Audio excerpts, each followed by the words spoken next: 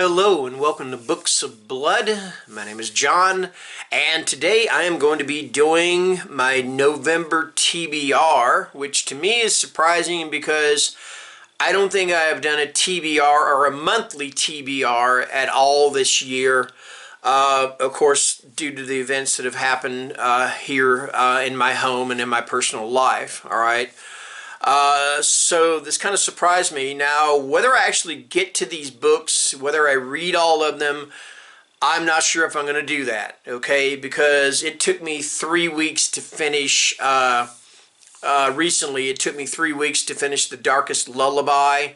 So I'm hoping it doesn't take me that long on any of these books, all right? So I don't really have them in any particular order, so I'm just going to get underway and show you the books and tell you a little about them, read the synopsis maybe.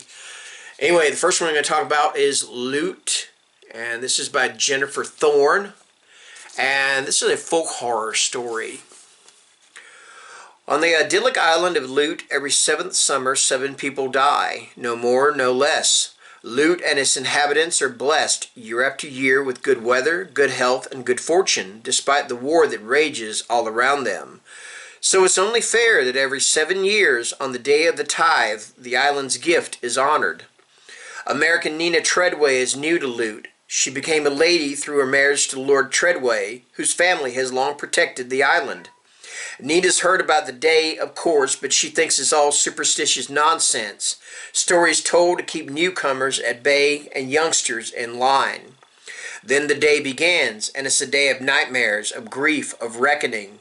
But it's also a day of community, of survival and strength, of love at its most pure and untamed. When the day ends, Nina and Loot will never be the same. And that is Loot by Jennifer Thorne. Okay.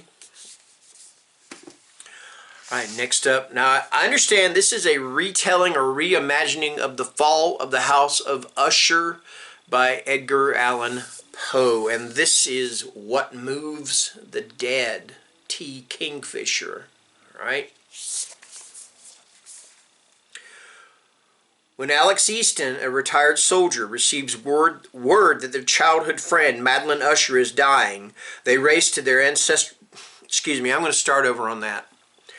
When Alex Easton, a retired soldier, receives word that their childhood friend, Madeline Usher, is dying, they race to the ancestral home of the Ushers in the remote countryside of Ruritania. What they find there is a nightmare of fungal growths and possessed wildlife surrounding a dark pulsing lake. Madeline sleepwalks and speaks in strange voices at night, and her brother Roderick is consumed by a mysterious malady of the nerves. Aided by a redoubtable British mycologist and a baffled American doctor, Alex must unravel the secret of the House of Usher before it consumes them all. And that is What Moves the Dead, T. Kingfisher. Okay, next I have got Such Sharp Teeth. It's a werewolf novel, and it's by Rachel Harrison. Rory Morris isn't thrilled to be moving back to her hometown, even if it's only temporary. There are bad memories there, but her twin sister, Scarlett, is pregnant, estranged from the baby's father, and needs support. So Rory returns to the place she thought she put in her rear view. After a night out at a bar where she runs into Ian, an old, almost flame, she hits a large animal with her car. And when she gets out to investigate, she's attacked. Rory survives, miraculously, but life begins to look and feel different. She's unnaturally strong, with an aversion to silver, and suddenly the moon has her in its thrall. She's changing into someone else, something else, maybe even a monster. But does that mean she's putting those close to her in danger? Or is embracing the wildness inside her the key to acceptance? This dark, comedic love story is a brilliantly layered portrait of trauma, rage, and vulnerability. And that is Such Sharp Teeth, Rachel Harrison. Okay, next up, got another folk horror tale, and this is from Ramsey Campbell. And this is The Hungry Moon. Okay. The small town of Moonwell, edged by moors pitted with treacherous mine shafts, is home to Diana Kramer, a teacher, and Nick Reed, a journalist. They have both come to believe that all is not well in the town. The new local preacher is Godwin Mann, and his particularly intolerant brand of right-wing fundamentalism seems to appeal to the inhabitants. They rally almost as one behind him and ostracize and persecute the few independent souls who do not. Believing himself to be untouchable, Godwin Mann descends into a pit in which an ancient, malignant being, worshipped by druids, is said to dwell. Intending to exorcise the demon and claim the land for God, man is instead overwhelmed. What emerges from the pit is the monstrous creature, now clothed in the flesh of man, and it is only the town's pariahs who can see that something is radically wrong, and evil has been unleashed on the community. Moonwell becomes isolated from the world. Telephone lines break down, cloud cover brings continuous darkness, and roads mysteriously lead nowhere. Diana and Nick must do what they can to alert the people, because within this isolation, the monster's power grows. And that is The Hungry Moon, Ramsey Campbell.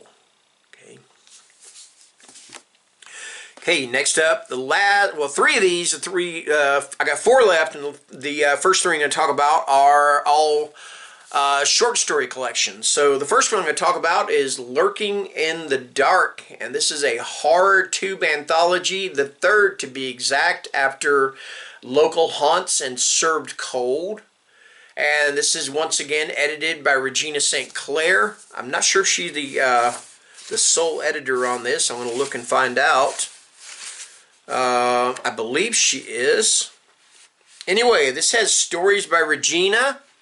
I'm just going to name a few. Regina St. Clair, Pax Panic, Andrew Lyle, Cam Wolfe, Nicholas Gray, E.D. Lewis, and Marie McWilliams. And that is just to name a few of the people, the horror tubers. These are all written by fellow booktubers / horror tubers.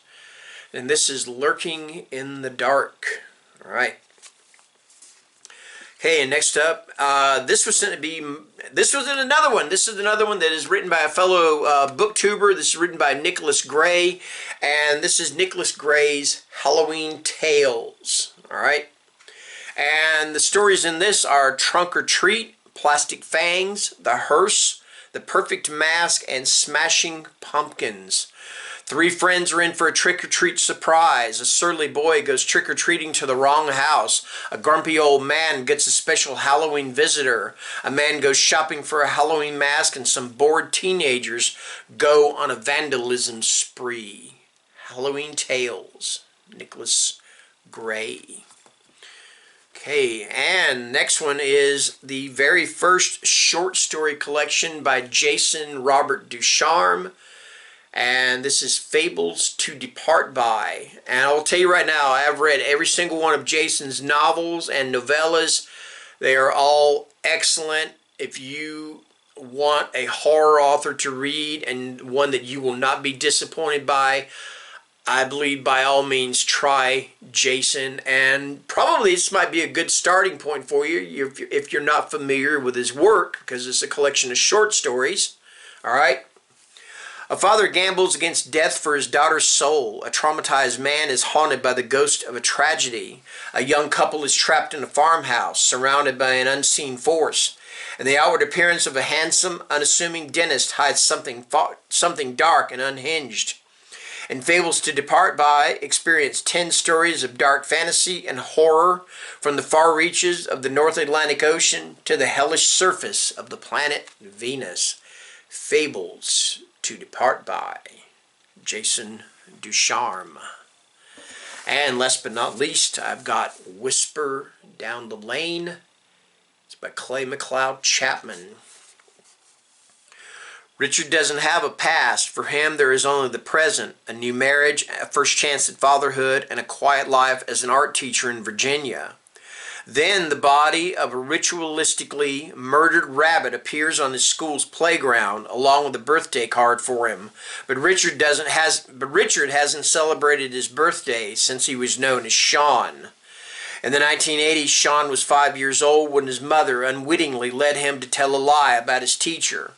When school administrators, cops, and therapists questioned him, he told another and another and another. Each was more outlandish than the last and fueled a moral panic that engulfed the nation and destroyed the lives of everyone around him. Now, 30 years later, someone is here to tell Richard that they know what Sean did. But who would even know that these two are one and the same? Whisper Down the Lane is a tense and compulsively readable exploration of a world primed by paranoia to believe the unbelievable.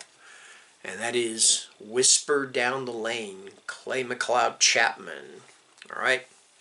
And that is my TBR for the month of November. Like I said, I hope I get through all of these books. And if I don't, you know what? That's okay. I'll read them eventually. Anyway, thank you guys for watching. And as usual, take care and stay scared. Bye-bye.